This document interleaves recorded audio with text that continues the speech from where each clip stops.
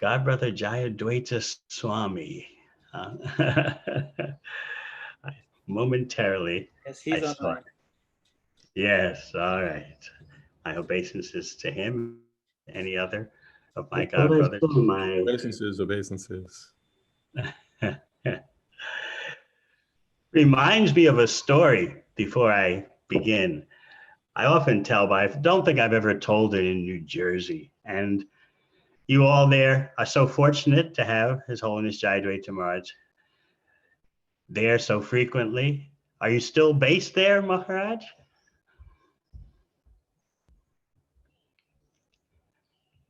I think Maharaj is muted. I'm trying to unmute him. Okay. Is he still he's still based in New Jersey? He's sequestered in New Jersey. Yeah. Exactly. I'm based here as long as coronavirus is basing me here. Ah, And okay. they're taking care of me nicely, so I'm not complaining. I am so happy to hear that. And I'm sure the whole state is resonating with transcendental knowledge and exemplary Vaishnava wonders. If you'll permit me, Maharaj, I'll briefly tell them a story. Especially, you know, that recording of the famous nationwide David Susskind show has reemerged.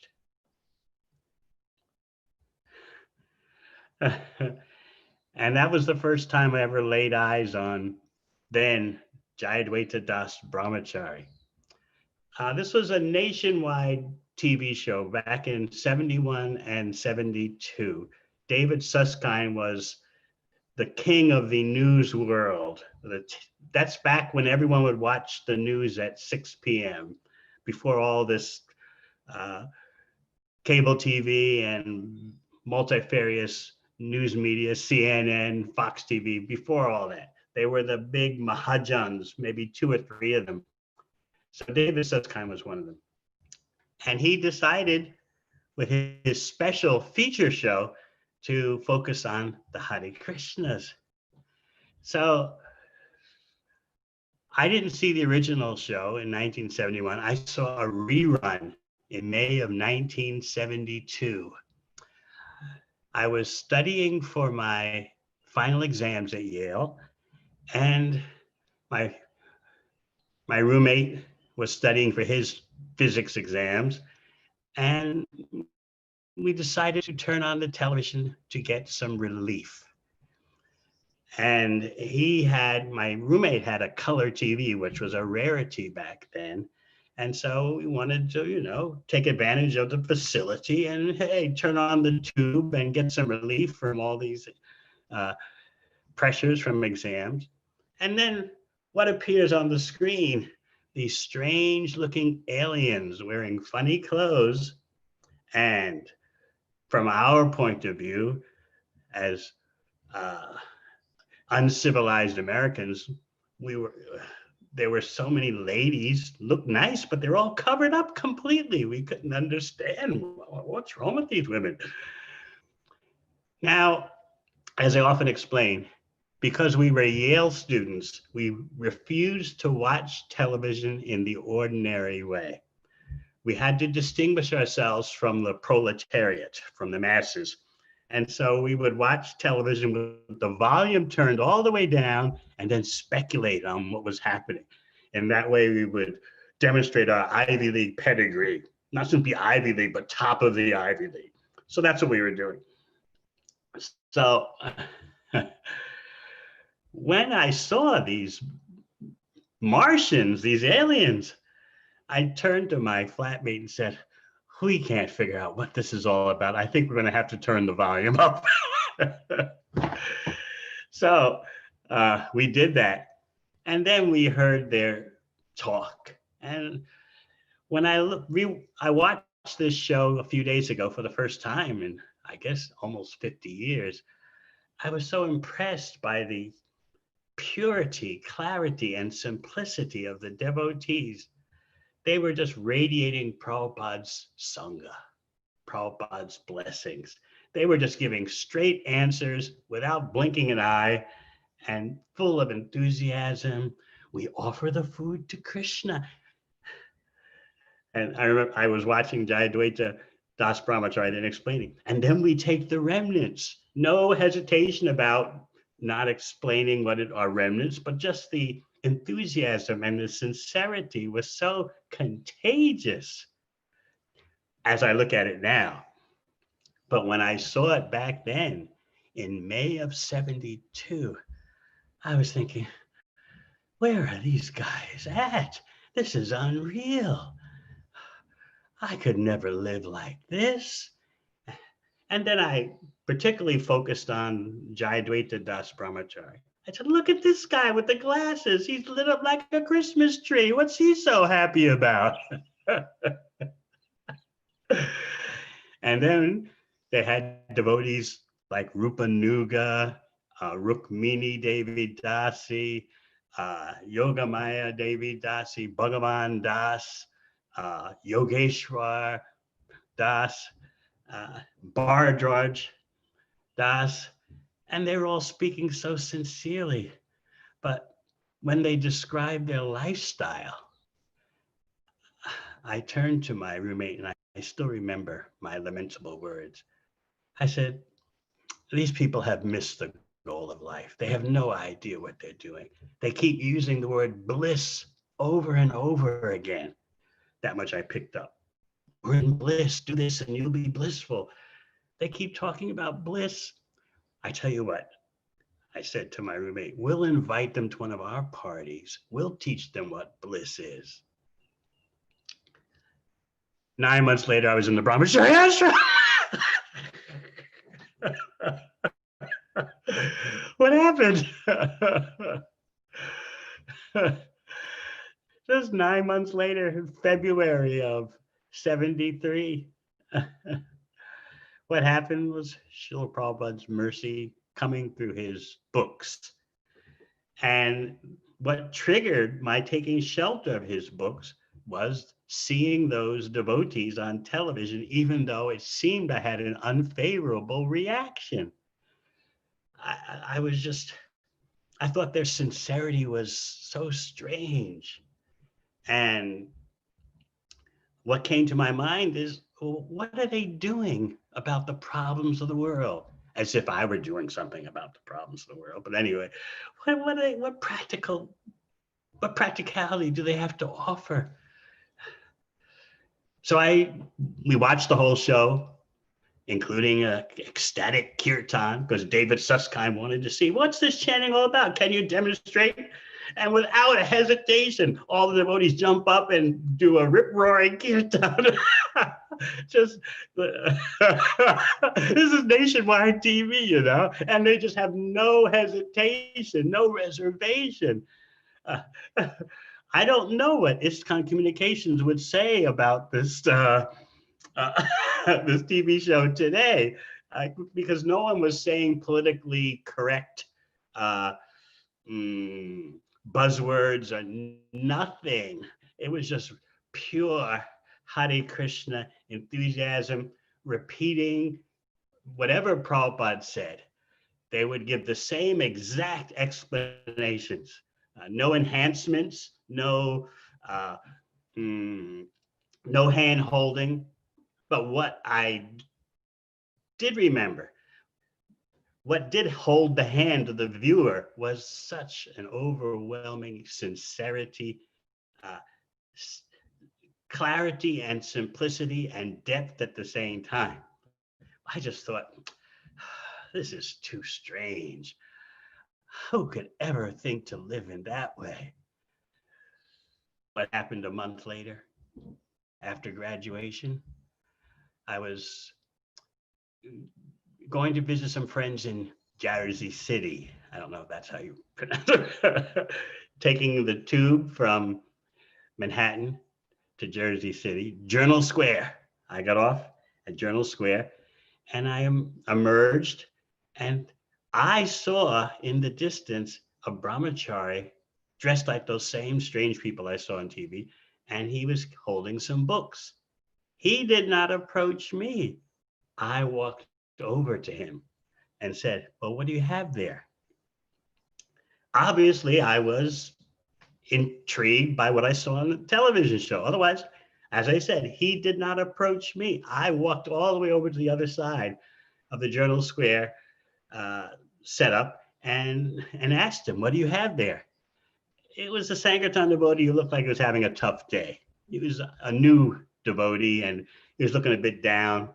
And so he was shocked when someone just comes up to him and says, "What do you have there?"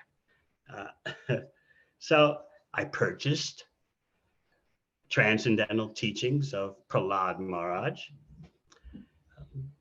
little booklet. You'll find it's there on the Veda vase. And it consists of edited version of Prabhupada's lectures on the instructions by Prahlad Maharaj to his demonic schoolmates. So I went to my friend's house and my friend was occupied doing something else. I sat down on the couch and started reading the Transcendental Teachings of Prahlad Maharaj. By page 2, I had collapsed on the couch.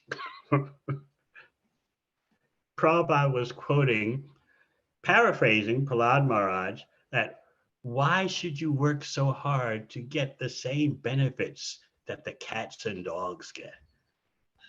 I felt like I was hit in the chest by a freight train.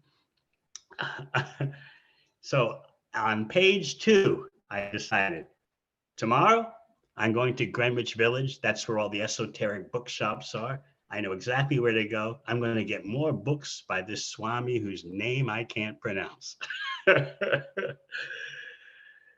So then I did that the next day. I purchased Macmillan, the blue Bhagavad Gita, the abridged one, and also an abridged version of Teachings of Lord Chaitanya.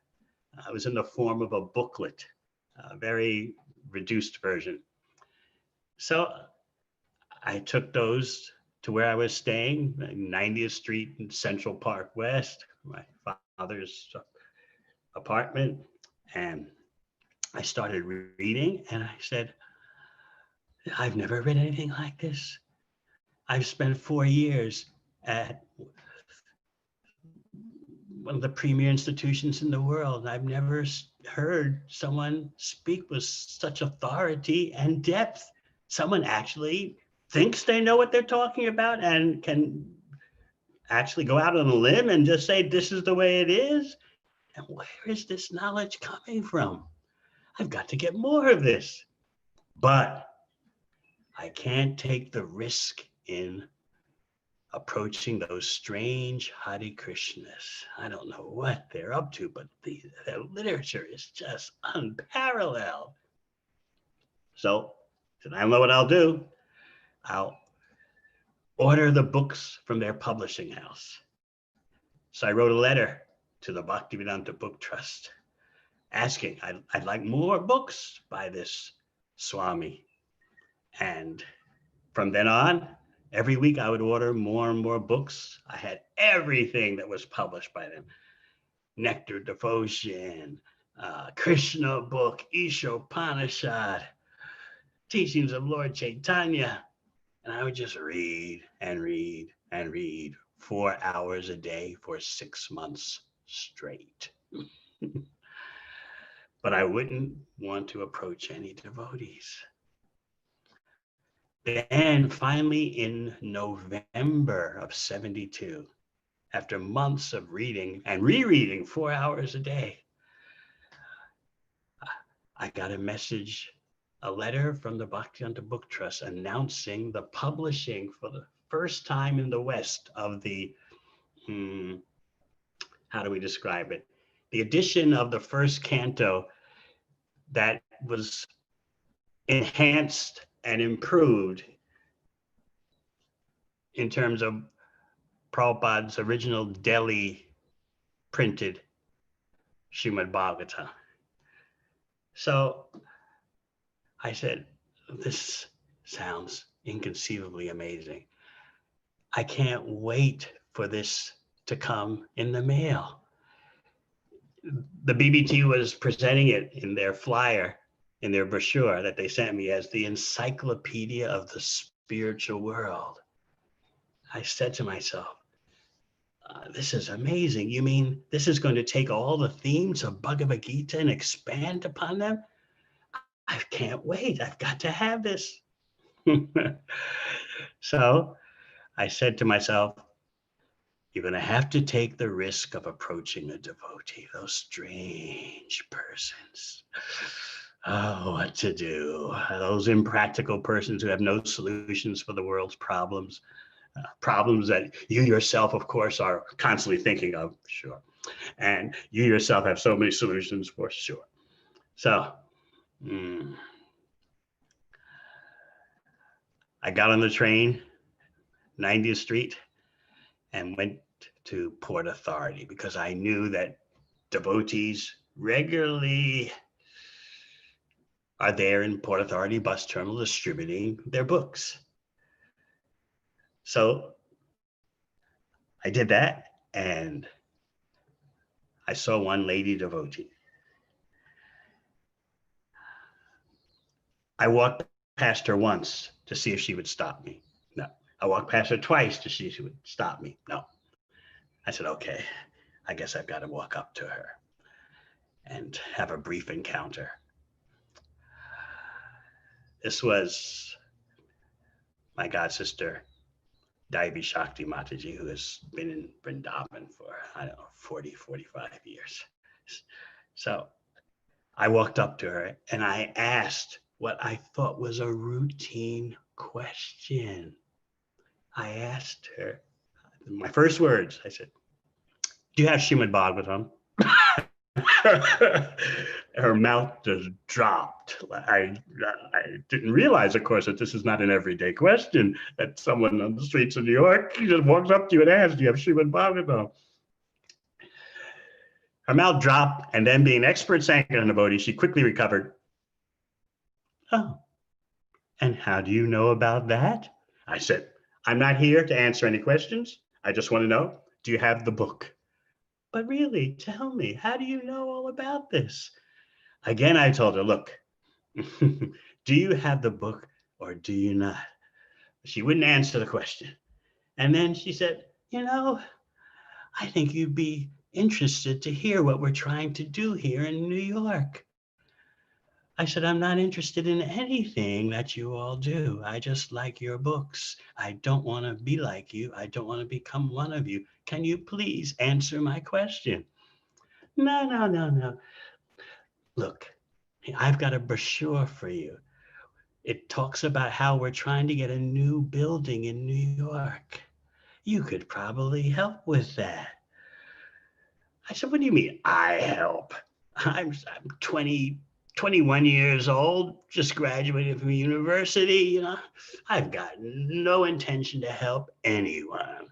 But look at this brochure. We want a library, a restaurant, a theater, a place where persons like you could come and freely just take advantage of the place. You would like this. And so the whole topic of the book was forgotten.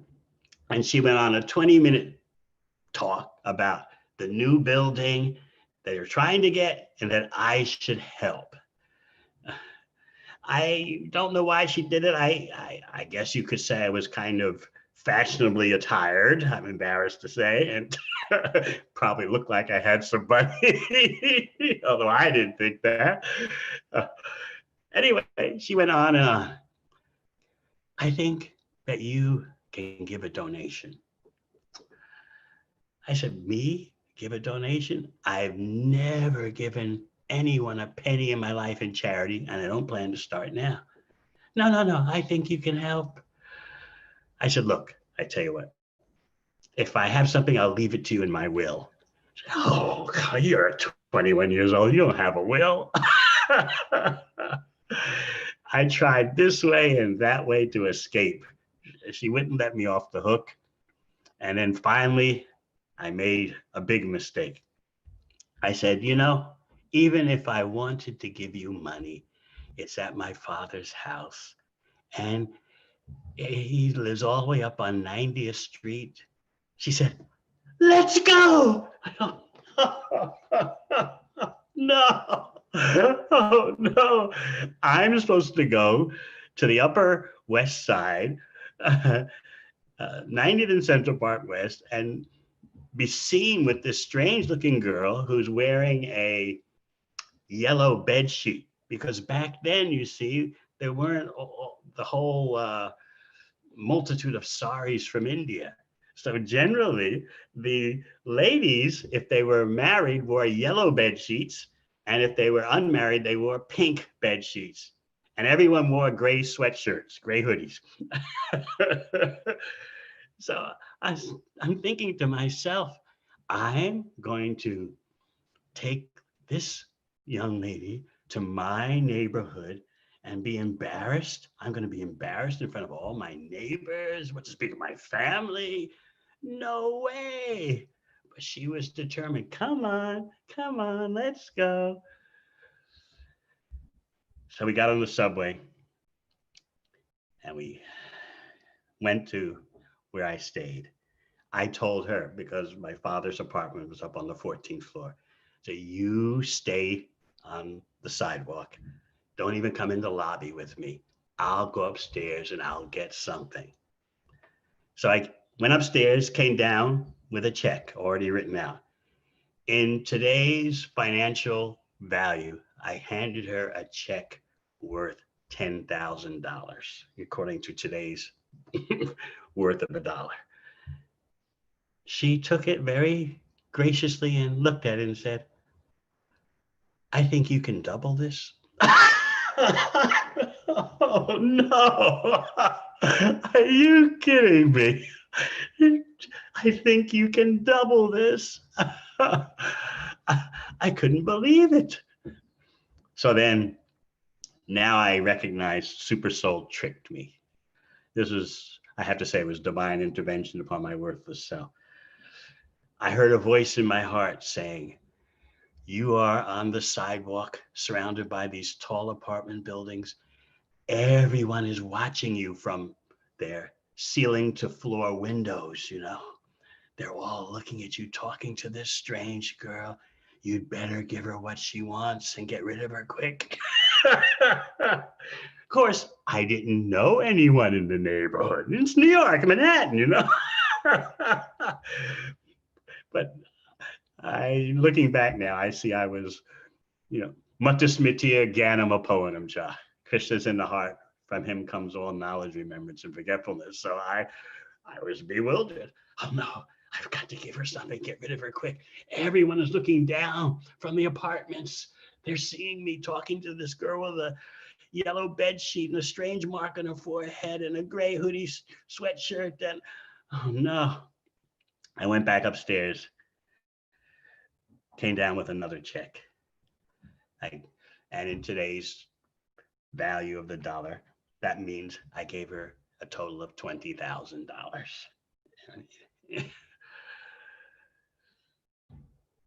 Then she told me, look, you've given so much money. Why don't you come to the temple and see what it's like? I said, that's right. She said, you should see where your money is going to. You've never even been. I had never, ever been to a Hare Krishna gathering, Bhakti Vriksha, temple, Sunday peace, nothing. And then she said, you should come and see. You've given, $20,000. And she said, oh, by the way, you are now a life member. I said, what's that? She said, you can travel to any of our temples in the world and you can stay there and you can get special vegetarian food that's directly offered to the deity. So I don't understand about this food, but traveling to, I always plan to do that. That sounds like the first practical thing I've heard in this whole encounter. So she said, look, next week, why don't you come to the temple? I said, where is it? She said, Brooklyn. Brooklyn! I never go to Brooklyn. Come on, I'm a Manhattanite. Come on, this is 90th and Central Park West. You want me to come to Brooklyn? I said, where in Brooklyn? She said, oh, Tiffany Street or something. Henry Street.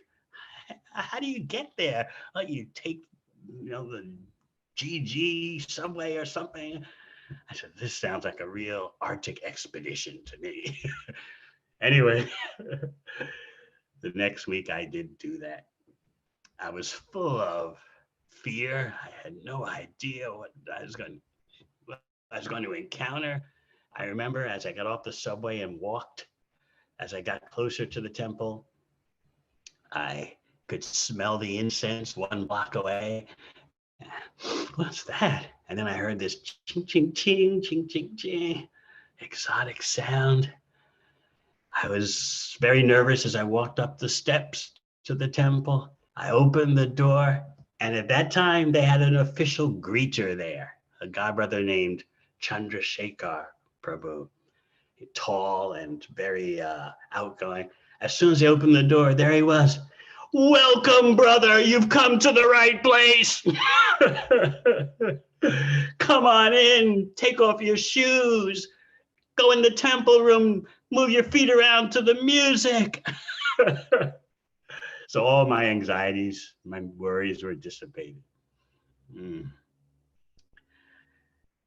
So looking at this David Susskind show, and especially hearing once again our Jayadvaita Swami's presentation, I could see that Prabhupada empowered devotees with such extraordinary abilities, even those who so far haven't survived going the distance, because they allowed themselves to be used by Prabhupada. They were radiating such Shakti.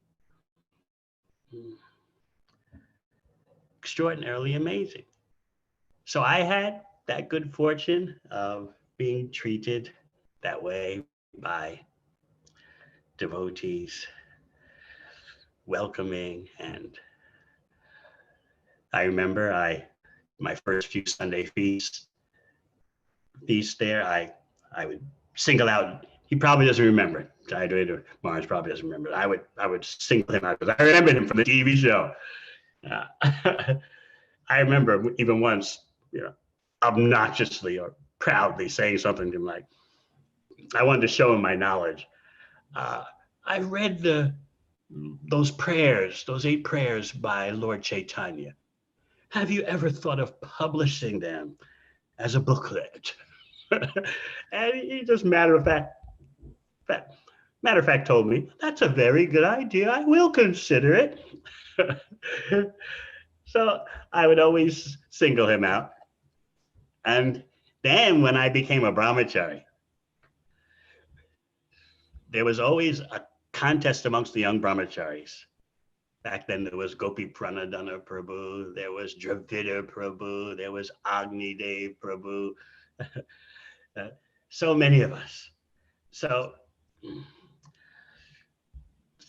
there was a time during breakfast where every breakfast was halava and sweet rice.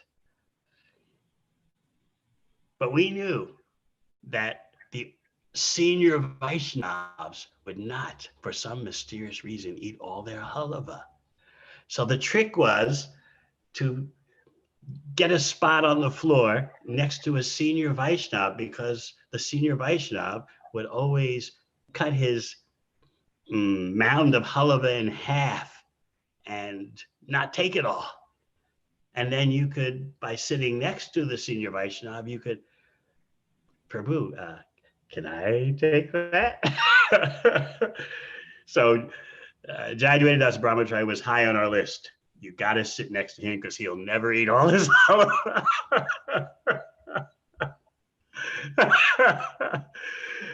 So I had opportunity many times. I would sit next to him ostensibly to get his sangha, but always keeping an eye on how much of his halava he was actually eating. So those are some memories that viewing the David Susskind show. It's available on YouTube now for the past few months. Those are some memories that viewing it brought back to me. It shows me how important outreach is, initial contact with devotees, even though that initial contact may seem unfavorable. Things can go the other way also. Since we're sharing, and Nilamani Prabhu's caught me by surprise.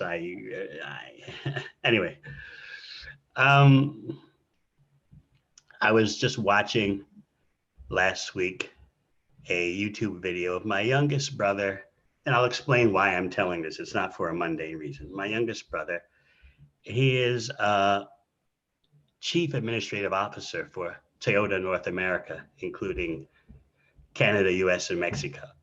So there he is at the White House, invited by the president for the purpose of discussing reopening America. So I remembered a story he told me after the event. He was a student at Harvard Law. He had received a scholarship to Harvard Law by being #1 in the USA for debate. So he didn't even apply to Harvard Law. They called him up and said, hey, you're coming here.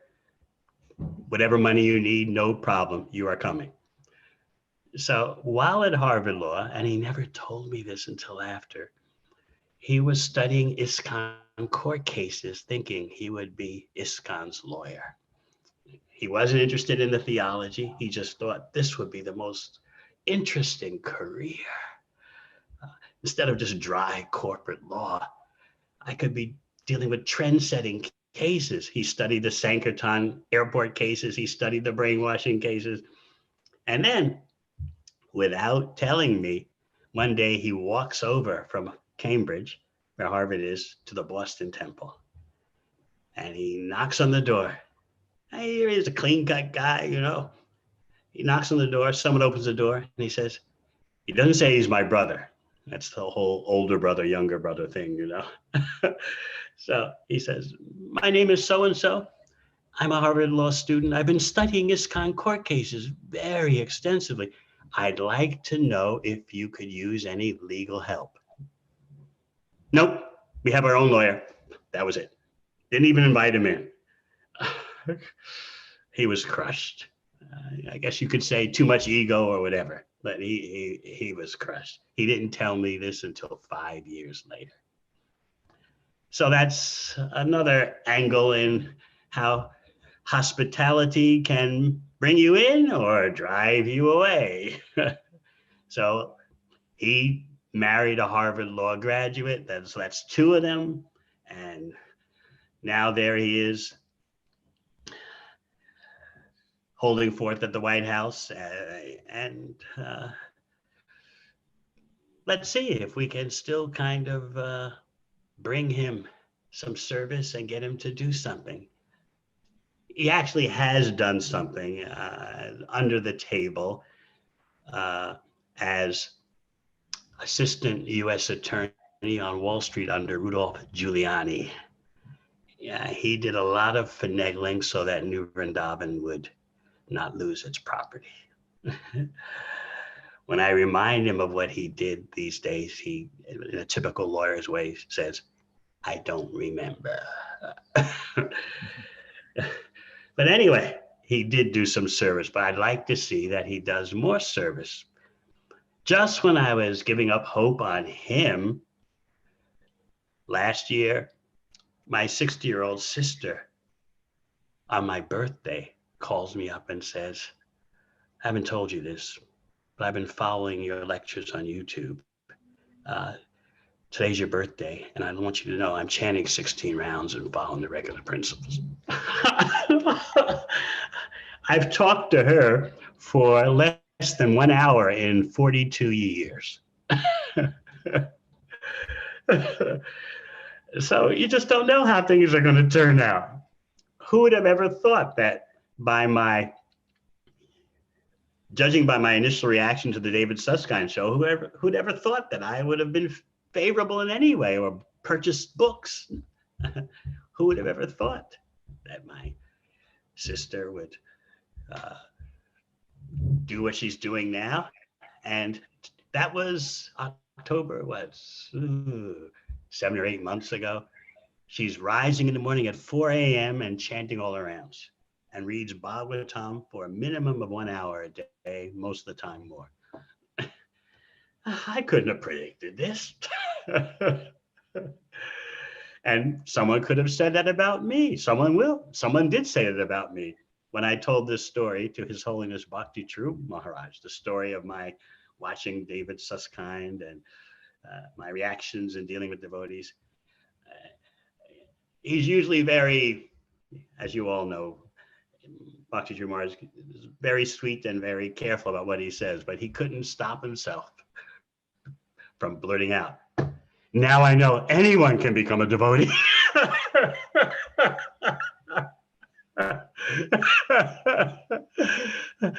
When I remind him of that statement, he said, "Oh, I didn't say that. I didn't say that." So what prompted this whole discussion actually was my reading Brihad Bhagavatamrita. And I made a presentation last weekend for the Central New Jersey Temple about Prahlad Maharaj. We're dealing with the aftermath of Lord Nrsimha's appearance. And so, again, more of Jayadvaita Swami's handiwork. I told the devotees at Central New Jersey, their audience, that I consider Brihad Bhagavatamrita to be the gold standard for all publications of Shastra done after Prabhupada's presence with us.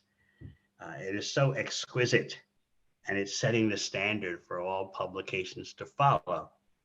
And at the BBT, I'm involved with successive publications, and we always hold the Brihad Bhagavatamrita on high. Like, we've got to hit that mark with Laghu Bhagavatamrita, with Bhakti Rasamrita Sindhu. It's taking up so much of our time. We've taken the prototype version by Bhanu Swami and turbocharged it, enhanced it, enlarged it, and it's going to come out to be 5 volumes of 1,000 pages each. And we put so much effort into it. It's taking like 3 years or so. So Brihad Bhagavatamrita gives us the quest for who is the best devotee. I was discussing with Central New Jersey about Lord Shiva first presenting to Narada Muni that Lakshmi Devi is the one. She's always on the chest of Narayan. And just when Narada Muni is about to take off for Vaikuntha to get the darshan of Lakshmi Devi, Lord Shiva tells him, "Actually, come closer. I need to whisper something in your ear. Something I don't want my wife Parvati to hear because she's friends with Mahalakshmi. I want to tell you that there's someone even more dear, a devotee, than Lakshmi Devi. It's Prahlad. But if my wife Parvati hears me saying this, she'll get an attitude, and she may become disrespectful to me, her husband, as well as to you, Narada Muni. So I'm speaking very quietly." So Lord Shiva begins to describe the glories of Prahlad. And he warns Narada Muni, when you see Prahlad, don't glorify him directly. He'll be embarrassed. Now remember that Narada Muni is Prahlad's Diksha Guru. But Brihad Bhagavatamrita is dealing with ecstasies that are amazing. And Narada Muni goes racing off to find Prahlad. And Prahlad is seeing his guru coming from afar and is trying to pay his obeisances and offer Narada Muni a seat, and Narada Muni is just embracing him in ecstatic love. You are the best devotee. You are the best devotee. Now, Prahlad Maharaj is trying to offer the articles of puja for Guru Puja, but he can't do that because Narada Muni is just pouring out so much bhakti appreciation based on what Narada Muni's heard from Lord Shiva. So I went through Narada Muni's presentation,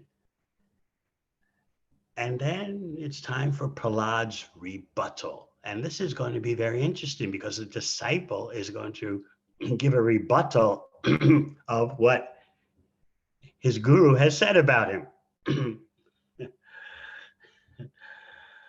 Very interesting. Narada Muni had pointed out that, Prahlad, you're always remembering the Supreme Personality of Godhead. Prahlad, you were preaching at 5 years of age and converted many of your demoniac associates. Prahlad, you withstood the tortures of your father. On and on and on Narada Muni went. And then Prahlad had had enough. He's embarrassed. He bows down before Narada Muni and in a quiet voice begins to reply to everything Narada Muni has said, and Prahlad wants to let him know it's not true, or it's partially true, or even if some things you've said are true, we don't want to make too big of a deal about it. So Prahlad begins by saying, my Lord, my spiritual master, please reconsider everything you've said. A young boy simply cannot understand correctly the science of devotional service to Krishna. Prahlad is going to account for any supposed spiritual assets he has by saying they're all coming from Narada Muni. If they are for real, if anything I have about me is bhakti genuine, it's coming from Narada Muni, not from me.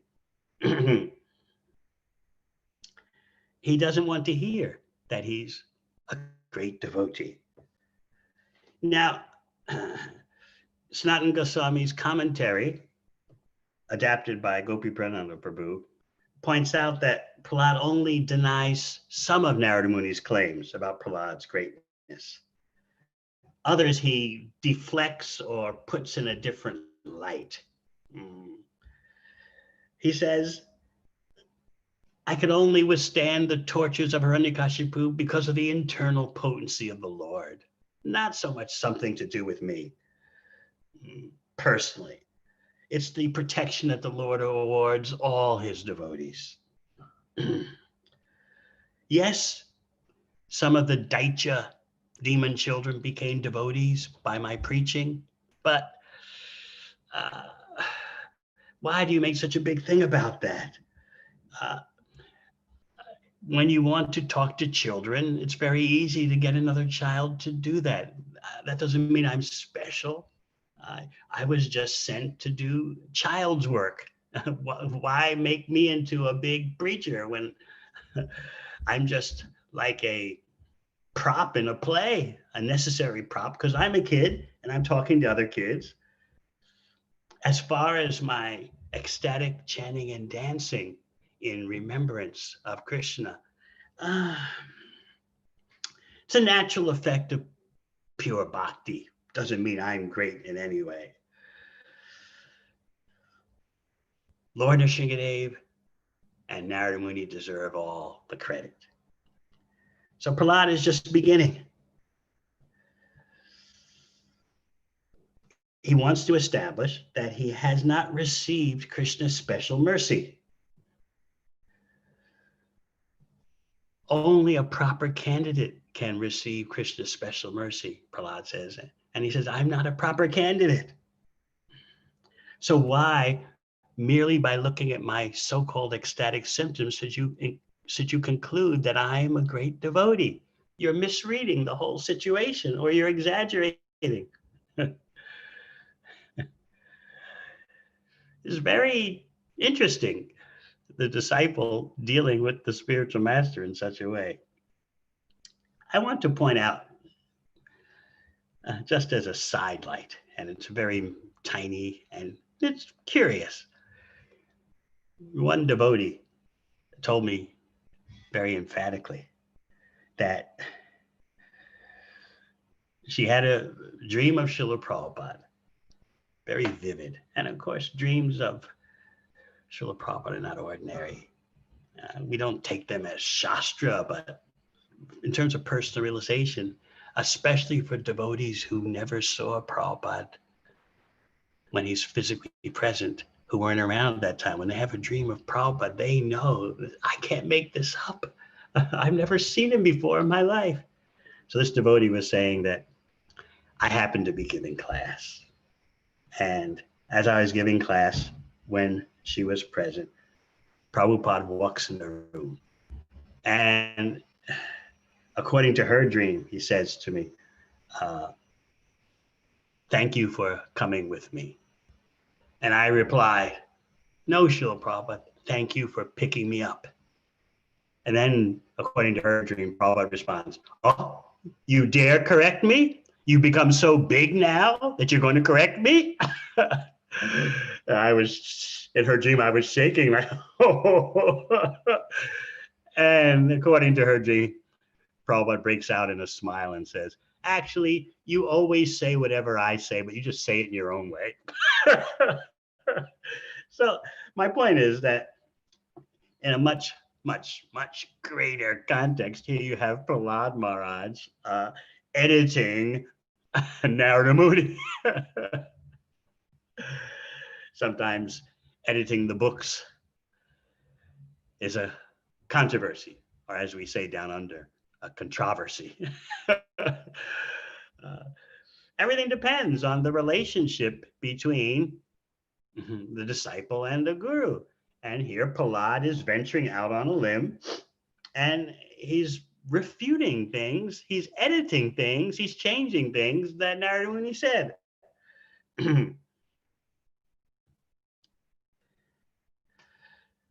Prahlad goes on. I have never performed any real service for the Lord like Hanuman and others. I've only remembered the Lord sometimes when my mind was troubled. You see, Narada Muni had presented Prahlad as being undisturbed by material setbacks, always remaining fixed in meditation on the Supreme Lord. And Prahlad's reply, I'm only practicing meditation. I haven't yet become proficient as a meditator. I've never done any service. I may have done some meditation. I may have remembered the Lord, but I've never engaged in active service like Hanuman and others. This is the first time that Prahlad is going to mention the person he's going to move Narada Muni onto. I haven't reached the stature of Hanuman. Now, Narada Muni had pointed out, Prahlad, look at the situation. No demigods could pacify Lord Nrsingadev. Only you could do that by your presence. That's why Lord Brahma pushed you forward. And we all know what happened, Prahlad, when you fell at the feet of Lord Nrsingadev. He picked you up, and the Shastras explain he started rocking you back and forth on his lap and patting you on the head with his hand. And he was even licking your whole body like a lioness does for her cub. Prahlad, how can you deny this? You have received such extraordinary mercy.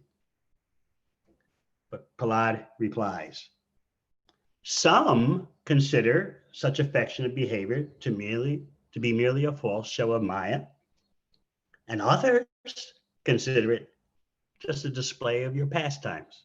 So Prahlad's referring to Mayavadis who say all the Leelas are just Brahman taking form in the mode of goodness, performing material activities at the peak of the material world, the mode of goodness.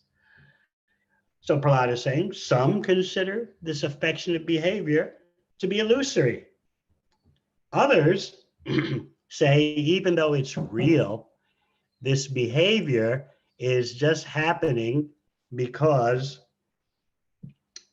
the Lord's fulfilling his own purposes of enjoyment. He's only pretending to care about me. The real thing is that he's fulfilling his Leela. That's all. And Prahlad's got an answer for everything. Now, he says, Narada Muni, you consider such a display of affection as a natural symptom of the Lord's love. But I say it's nothing more than a dream. I don't say it's unreal, but it's like a dream because it happens so quickly. In other words, Prahlad's saying, I'm not like a Mayavadi. I'm not saying the Lord's affairs and appearances and activities are illusory. I'm just saying it's like a dream because the whole incident happened in a flash.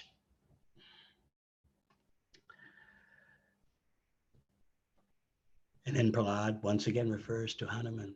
If you want to really see mercy, look for the service. Nothing else counts as the Lord's mercy. Look at what Hanuman is doing.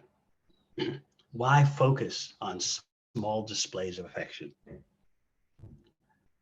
Look at to whom the Lord gives opportunities for service. Why make such a big deal out of the Lord placing me on his lap and rocking me like a mother rocks the child? Look for the service. And of course, there's great truth in what Prahlad is saying. He's just bending the bhakti knowledge to deflect glories from himself. Prahlad goes on to say, actually, the whole Nrsinga Leela is to favor the demigods and to deliver Jai and Vijay.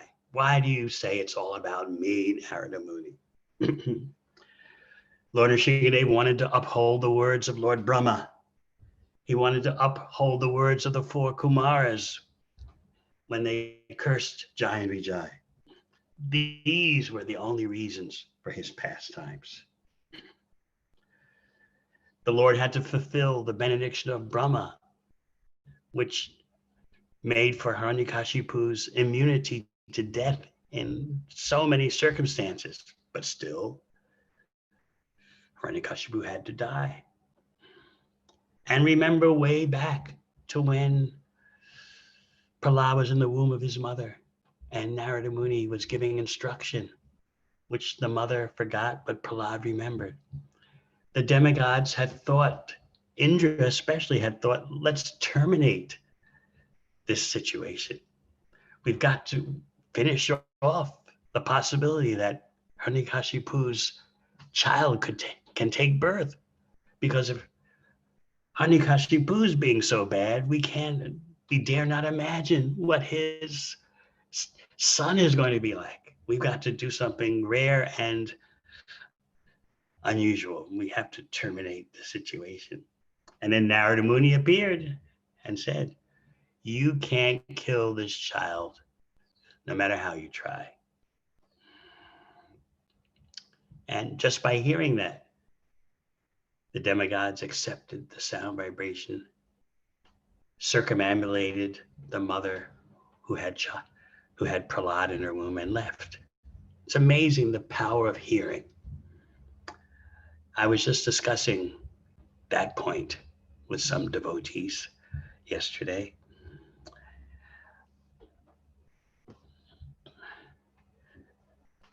I was explaining that except for the power of hearing, we only have experience to go by in living our life.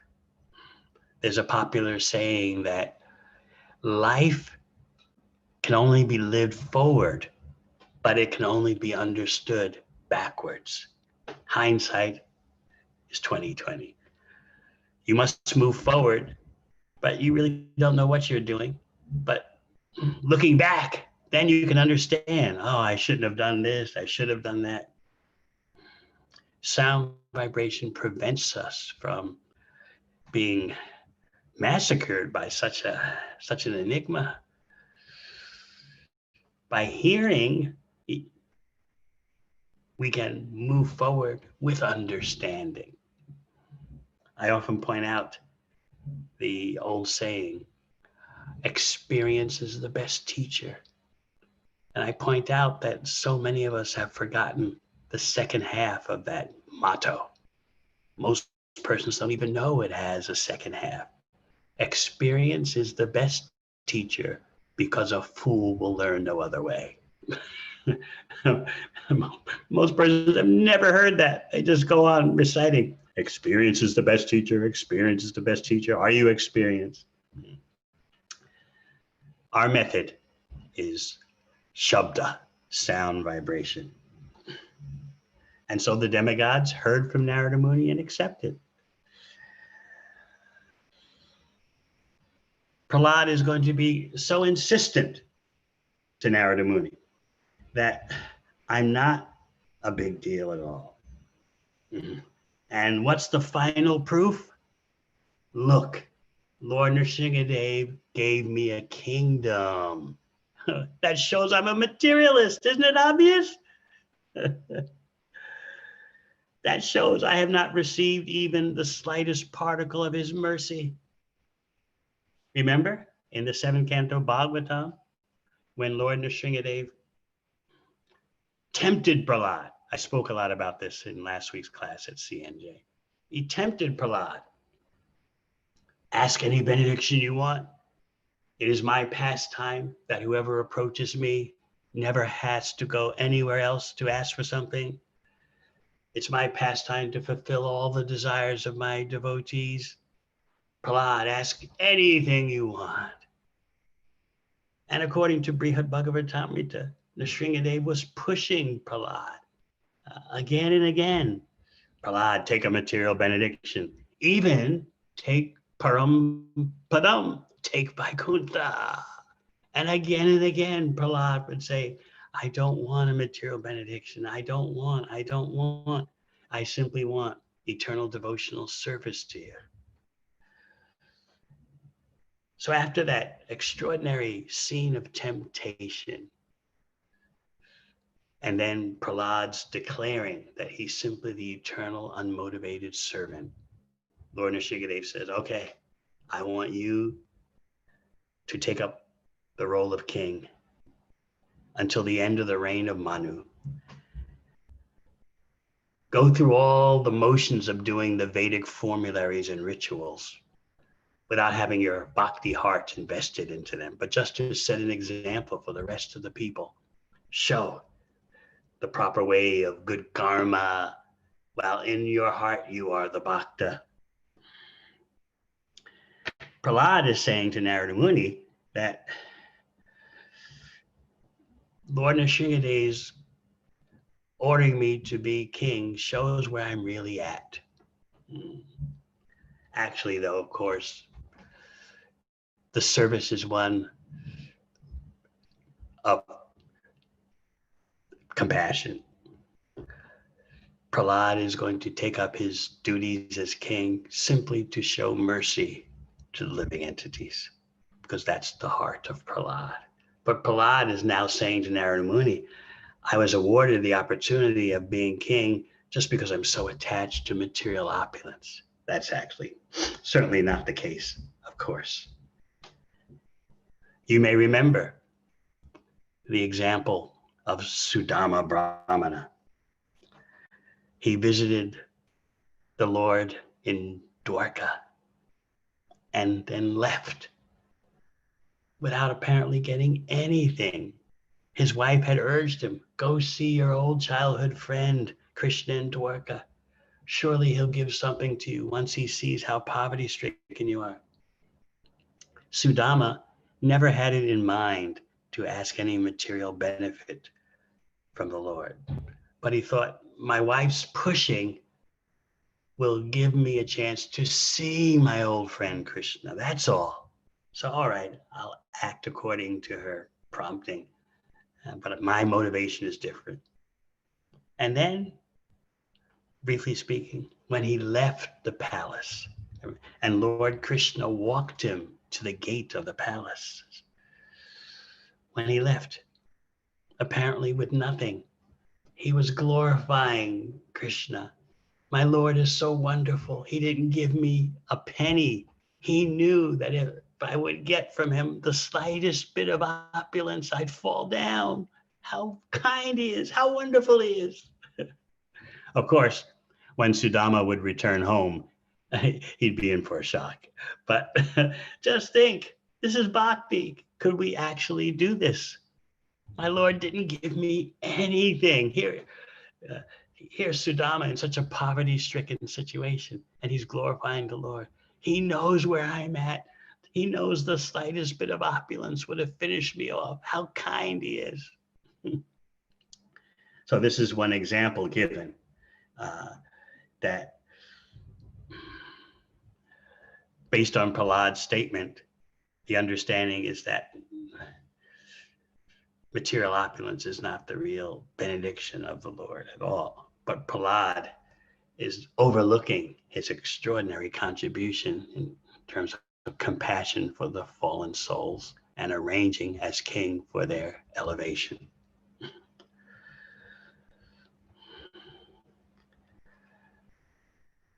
Prahlad condemns himself again and again. Just see, my worship, my bhajan has been eclipsed by material attachment. Therefore, you see me in this kingship position.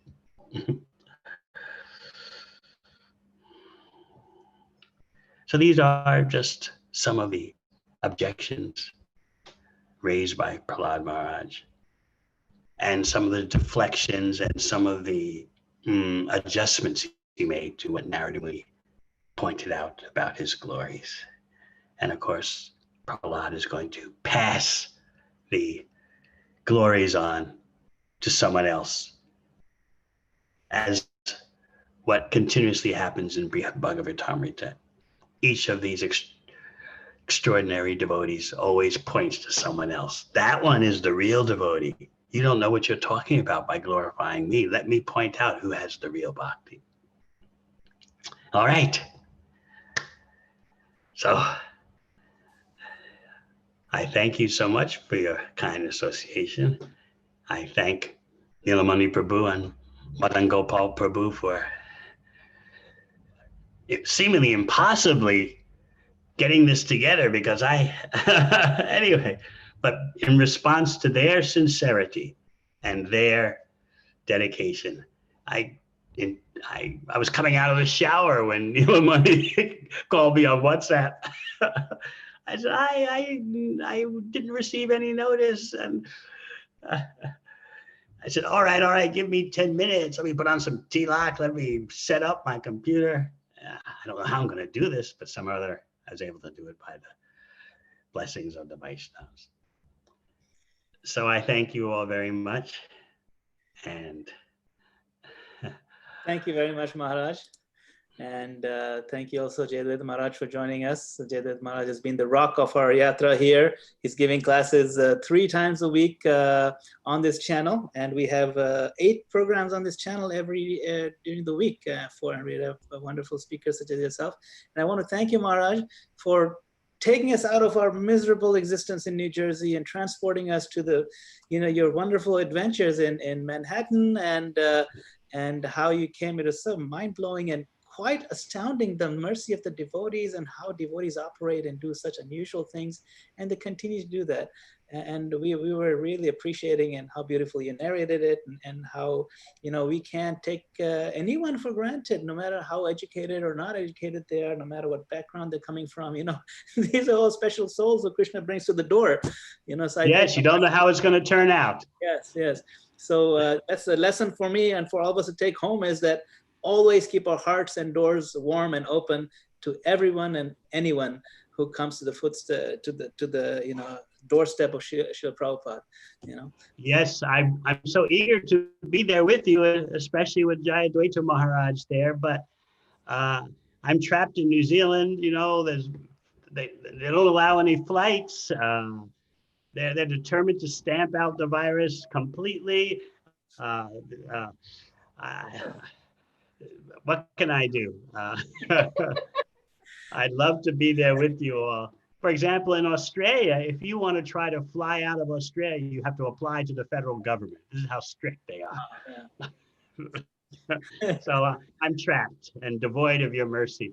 So please forgive me. Maharaj, firstly, I wanted to ask for forgiveness for being a little lapse. I know we set this up some time ago, and somehow it just slipped my mind that I owed you a follow-up email with all of the details. So please forgive me for that mistake. But at the same time, I really wanted to appreciate such a wonderful, amazing class, and so heart-touching and warming to hear your story. It's the first time I've heard it, and it was really, as I said, heart-touching and bringing tears to our eyes just to hear how wonderfully Srila Prabhupada's mercy can flow through to anybody and everybody, and it was really wonderful. And thank you so much for an impromptu class, but it was really amazing. Thank you, Maharaj.